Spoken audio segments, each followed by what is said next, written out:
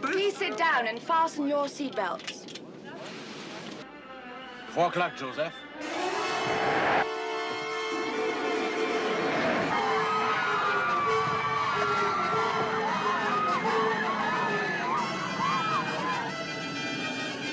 And I'm glad to see that nobody is hurt, but we do have a doctor on board if anybody needs one. Okay. Once upon a time, air travel wasn't just about getting from point A to point B, it was about speed, luxury, and prestige. And nothing symbolized that more than the Concorde, the world's first and only successful supersonic passenger jet. Born from a partnership between Britain and France in the 1960s, the Concorde was designed to fly twice the speed of sound, Mach 2. That meant a flight from New York to London in under 3.5 hours. Suddenly, the Atlantic Ocean felt like a pond. When the Concorde entered service in 1976, it wasn't just a plane, it was a status symbol. Celebrities, CEOs, and royalty lined up to fly on this futuristic needle of an aircraft. Tickets weren't cheap, often the equivalent of over $12,000 round trip in today's money. But if you could afford it, you were part of an exclusive club.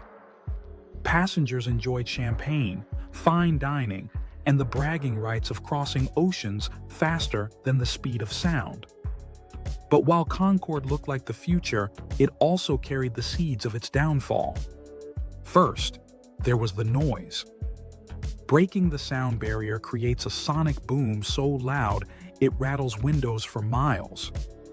That meant Concorde was mostly restricted to transatlantic flights over the ocean, not long-haul global routes where airlines make real money. Second, the operating costs were staggering. The Concorde burned far more fuel than a regular jetliner, and its slim fuselage meant it could only carry about 100 passengers, less than a quarter of what a Boeing 747 could haul, at a fraction of the cost. Then came environmental concerns. It wasn't just noisy. Critics pointed out how much pollution it created per passenger. As oil prices rose in the late 70s and 80s, the economics of flying supersonic got harder and harder to justify. Still, the Concorde soldiered on. It never made financial sense, but for British Airways and Air France, it was a crown jewel of prestige. These airlines marketed Concorde as a luxury brand more than a practical service. And for a while, that worked.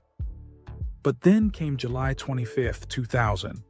Air France flight 4590 took off from Paris, struck debris on the runway, and crashed, killing everyone on board. It was Concorde's first and only fatal accident, but it shattered confidence in the aircraft. After extensive safety modifications, the Concorde returned to service. But by then, the world had changed. The September 11th attacks devastated the aviation industry. Luxury travel declined, and the already limited Concorde market shrank further. In 2003, both British Airways and Air France retired the Concorde. For good. Today, the Concorde is remembered as both a triumph and a cautionary tale. A marvel of engineering that truly delivered on its promise, flying faster than anyone thought possible, but also a reminder that innovation doesn't always equal sustainability. The dream of supersonic passenger travel hasn't completely died. Companies like Boom Supersonic are trying to bring it back, with modern technology to make it cleaner and quieter. But for now, the Concorde remains one of aviation's most iconic what the heck happened stories. It was the jet that made the world smaller, even if only for a short, shining moment.